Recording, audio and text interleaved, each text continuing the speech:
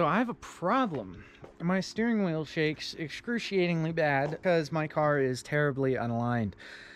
I would just go and get an alignment, but I have a bunch of stuff to do to the car. I don't know if I'm gonna do the rear wheel bearings right away. I might though, but most importantly, I have these wheel spacers that I'm putting in. Just 1-inch wheel spacers. I am gonna need to do some fender cutting. I also have fender flares that I might be putting on today. I might just be doing the cutting though. I need to get these fit in. I need to get the rear wheel bearings done. The main cutting part is the part that's been holding me back, because once I put these in, I have to do the cutting, and then I want to go and get it aligned. So let's get these puppies on and see how it looks.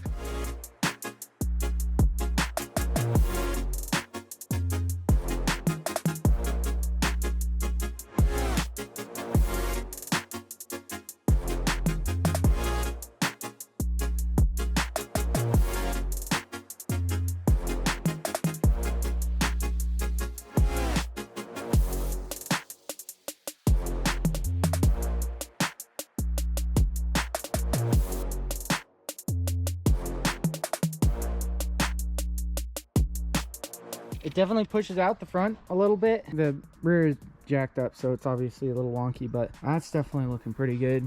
That spacer's in also. I'm gonna switch to the other side.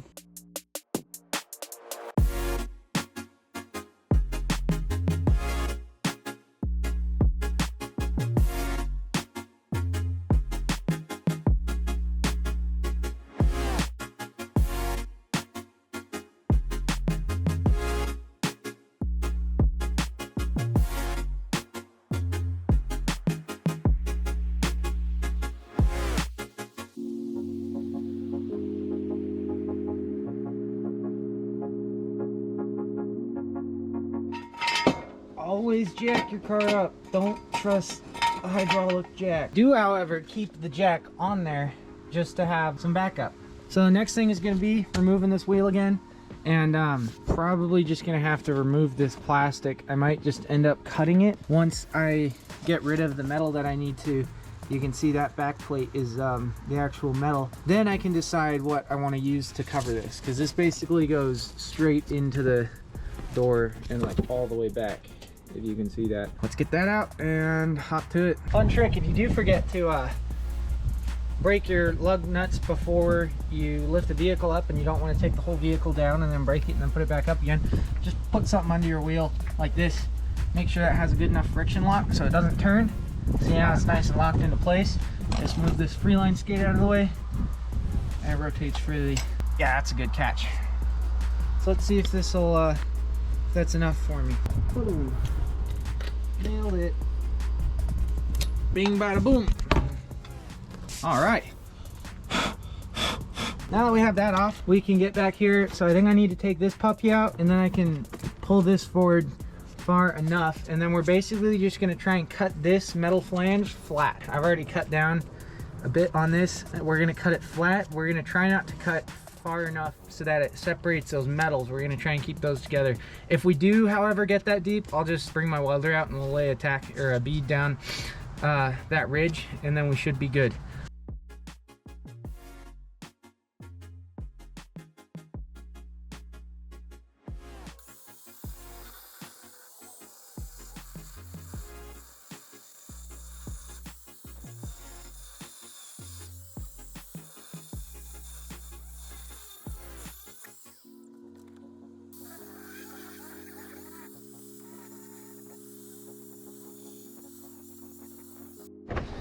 Time to get this puppy in shop. I need to move some stuff first. Get all this junk out of the way. I honestly don't know what I'm gonna do with this stuff. I don't know if this stuff like sells well. I mean, it is, you know, stock S13 parts. Bing, bing. Now let's get this baby in here. Speaking of this thing, the fitment looks so cool. It really does. It looks awesome. It's so fat now. That's really cool.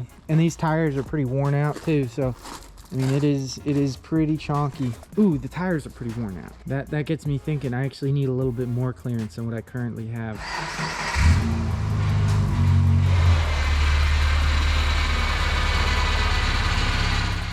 Get to work on this puppy.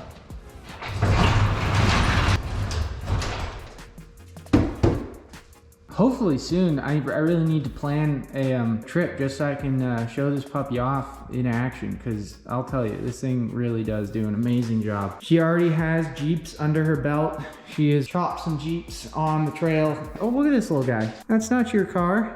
Be gone. Oh, okay, I missed you. You survived today.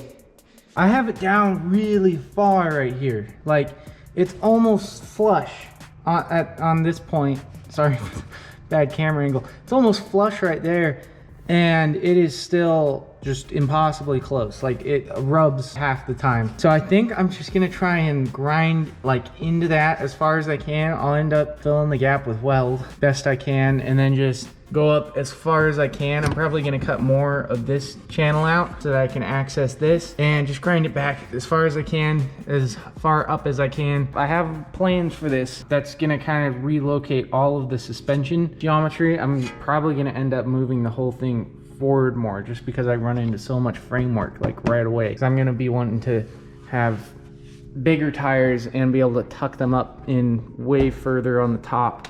So for now, I think I'm just gonna try and dig back on this channel as far as I can and see what I end up with. It's just full of dirt. Okay, this side was 100% like plugged up how it's supposed to be stock, and it is just full of dirt. That's kind of ridiculous. The other side was reasonable because it had some stuff like chopped off of it, but this one was full before I started cutting on it. So that is all right, let's get cutting.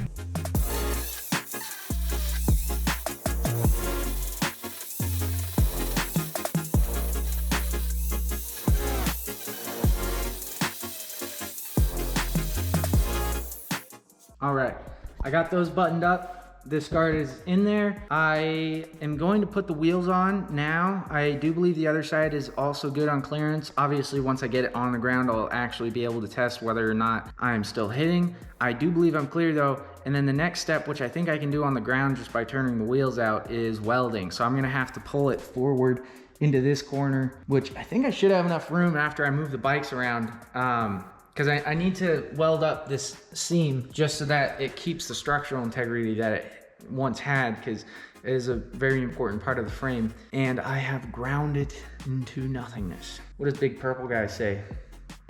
It's gone, reduced to atoms. I can't do deep voices for the life of me. All right, I'm gonna get the wheels back on, get her on the ground. We'll see how she's doing, then we'll get her welded up.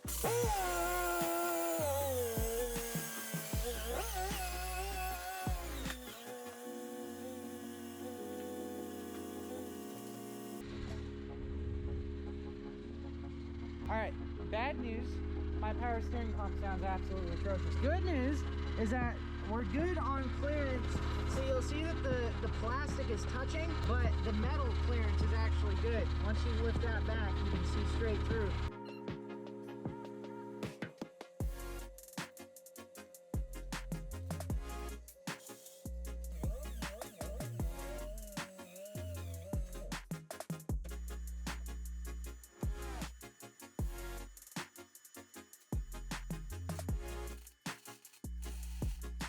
Okie dokie, I did not want to have to do this, but I think I'm just gonna have to take Scarlett out, park her out here, and then put that in over there, because I can barely reach that wheel and that's already like way too tight. So I'm gonna get the cars backed out, do some cleaning and everything, and then I can pull the Forester into the left bay and just go full fabrication mode on it. Much, much better. Isn't that better? Kitty in the basket. He's sticking his legs through. Silly guy. I'm gonna try and take off majority of that silicone stuff with this puppy and just get the whole surface nice and clean, because I was just hoping that I could weld through it, but that was obviously a poor decision. Obviously, I'm no professional welder. Marvelous! He's a professional car scratcher. Look at that. He's standing on the window wiper. Are you a mountain goat, kitty? What are you doing? Oh, yeah.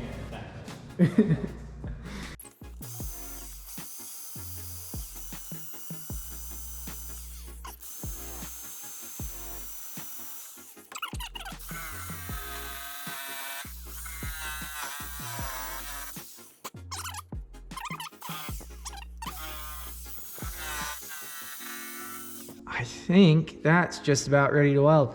See that seam right there? That's what I need to weld together.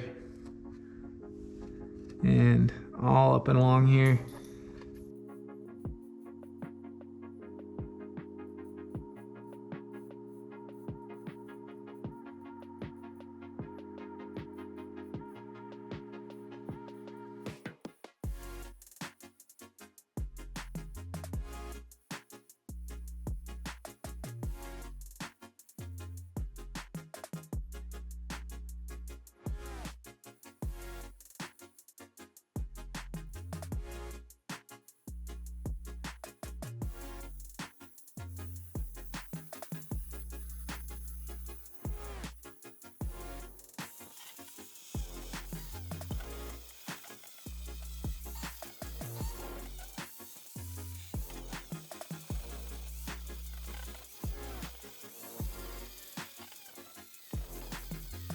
Hi, buddy. You want a kniffy?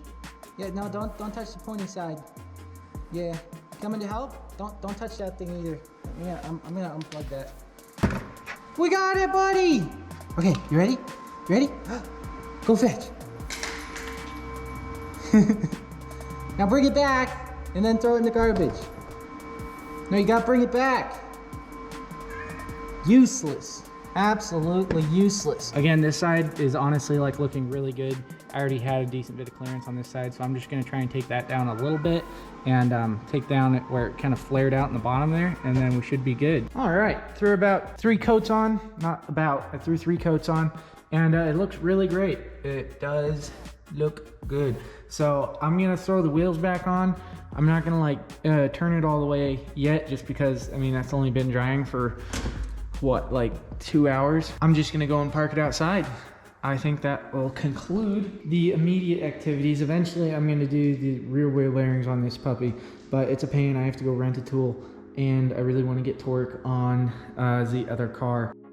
All right, got the tools and stuff that I need for taking the wheel bearings out. I got a slide hammer right here, and then the things that I'll hook to the actual wheel bearings to pull them out of the vehicle. I tried doing this before and kind of jimmy rigging my own slider pulley setup, but that obviously didn't work because I still have to do it. So got the real stuff now, got the car jacked up. I'm gonna pull those wheels off. There's 4 bolts that I have to take off behind the wheel bearings, and then I can start pulling them out.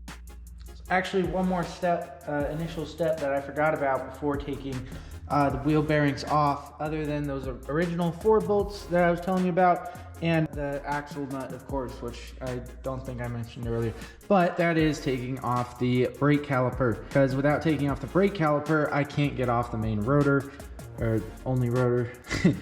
With the brake caliper on, I can't get off the rotor, and without getting the rotor off, I can't pull on the actual wheel bearing assembly. There's just 2 bolts on the back, 1 bolt there, and a corresponding bolt on the bottom, and then this will come off. I'll just hang it to the side.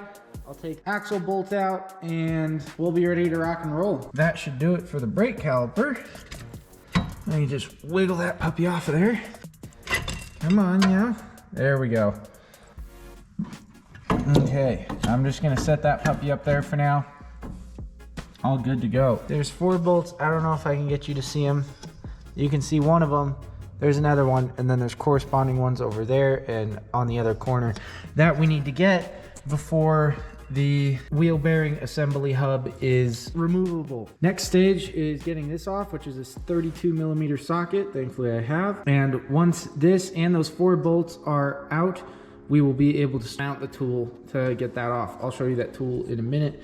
First, let's focus on getting those bolts out. Just got out the last bolt of those 4 back there. Now you can see these are the other end of the bolts that I just took out. Now everything is actually moving. You'll see that the even the axle is freely moving. Now we can latch on one of our new tools. I think it's this puppy. There we go, got it. So now we take that, perfect, get one on the bottom, or not, and put this one on the top. open up this magical box. Voila! Okay, let's just take that and put it straight in there. Question of the day, how many hits is this gonna take? Let's see, 1, 2, 3.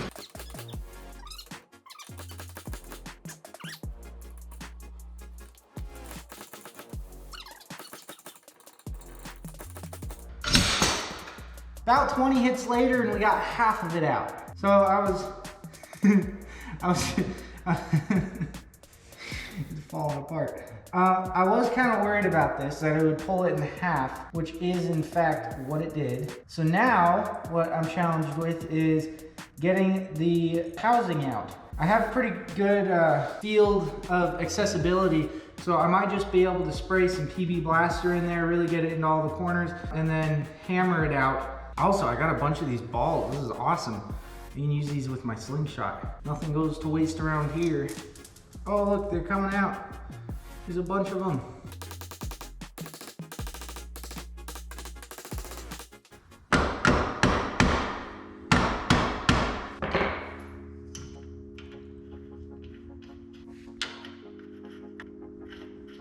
Okay, so this actually just became really easy because the housing has twisted now, which means that these holes line up. So if I put these bolts in between, obviously they will interfere with the plate of which they are mounted to and will push off of it. So now I take my 14, start cranking away on these puppies.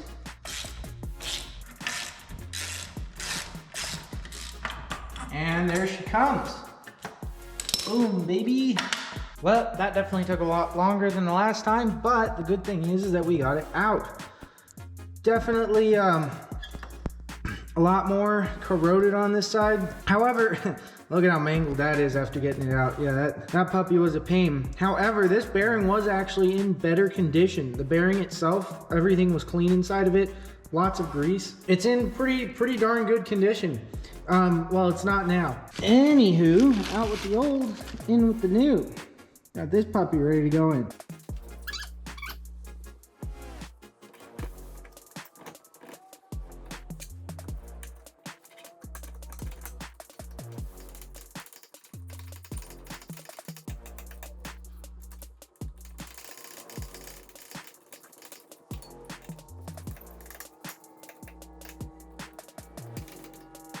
Wheel bearings are totally done and in. Drives fine. Still have the shaking problem, of course, because it's totally unaligned. My plan was to take it into an alignment shop and get it aligned before the weekend because I need to be somewhere. But duh, it's approaching the winter season and every single shop is just absolutely filled to the brim. So got some strings around the car. It was exactly what I expected. So when you look down the car, you guys probably can't see it, but you can definitely see some inward toe, some toe in on the front, which you can totally see right here. There's a big old gap. Stay, buddy. There's a big old gap and that's lined up straight and straight. So in the rear, we have a little bit of toe out. You can see there's just a tiny tad bit of gap on the string all the way back here, and then it's flat on the front. It's the same with this tire, and that is perfect. That I like. Having a little bit of toe out in the rear is going to help it slide around corners a little bit better in the wintertime especially. So that's perfect. This, however, is not perfect. This side has a little bit of toe in. Speaking of which, the steering wheel is also crooked. And here's why, is because they're not only out of line as far as degree goes, but they're at different degrees. So this one just has like a tiny bit of gap in the front, not much. And then this one has that massive gap. So I'm gonna have to take the steering rod and crank it out quite a few times on that side and less on this side. I don't really know how much it's gonna be. Should be pretty straightforward. We just gotta adjust the two front tires and we'll be ready to go. Okie dokie, so right here we have our steering rod. I need to loosen this nut, which means that I need to hold on to this with a wrench and then loosen that up. Once that's loosened up, hi buddy, how you doing? I can turn this to the right, which will push the wheel outwards, and we'll keep turning it outward until it is at the alignment I want it to be. Hi, yeah, how you doing? Do you want to be in the video too? Yeah, So let's get to it. Finally, after a lot of PB blaster and waiting around, I was able to get that broken loose.